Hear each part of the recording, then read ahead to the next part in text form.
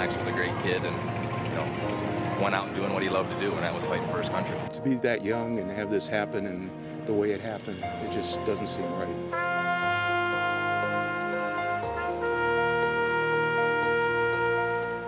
It's going to bring peace to the family to finally have him home, and they're going to see, how well that this town can come together to support them.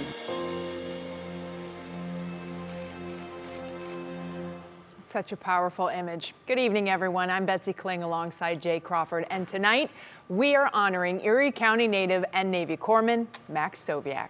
Soviak's body was flown back to Ohio this morning. He was one of 13 service members killed in an attack in Afghanistan last month.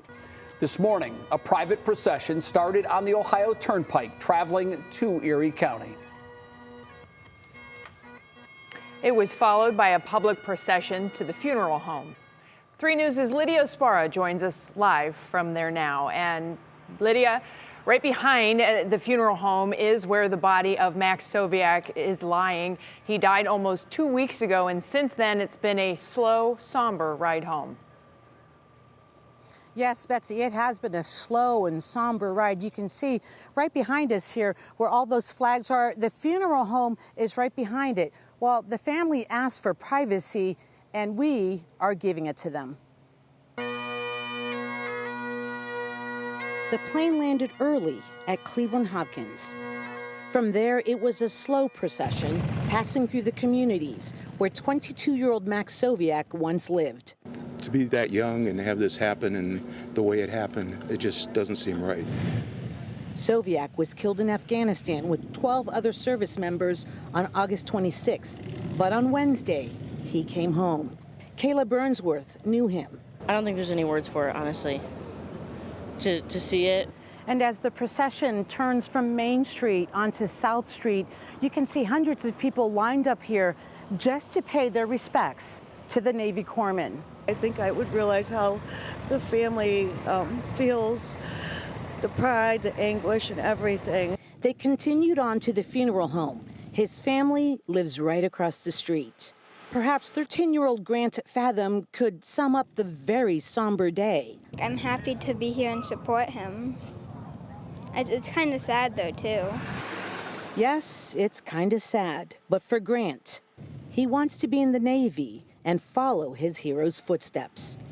He still died to protect us. Would you do the same thing? Yeah.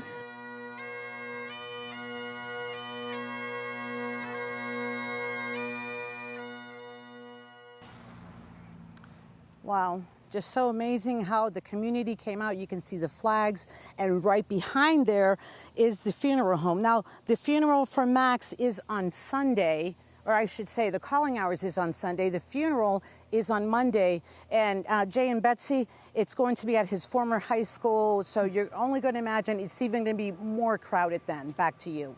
The community certainly coming out in support today. Thanks so much, Lydia. We'll see you tonight on What Matters Most at 6. Well, these are pictures of Corpsman Soviak taken just before he was killed in Afghanistan. According to the U.S. service member who posted these pictures, the little boy ended up at the gate by himself. It's believed the Taliban killed his parents. Soviak handed the boy to a U.S. Air Force pararescuer, who then gave the child to the Norwegians, who at the time were conducting evacuations. Soviak's parents now want to adopt that young boy. I spoke with Matt Earhart this morning. He's the assistant director at Erie High School, where Max graduated, and he confirmed this story to me. The Soviaks have fostered several kids throughout the years and want to give this young boy a loving home. They're asking for people to contact local and state leaders to help push for an effort to help find the young boy. You can read all of our stories and watch the procession for Corpsman Soviak. It's on our website now, WKYC.com.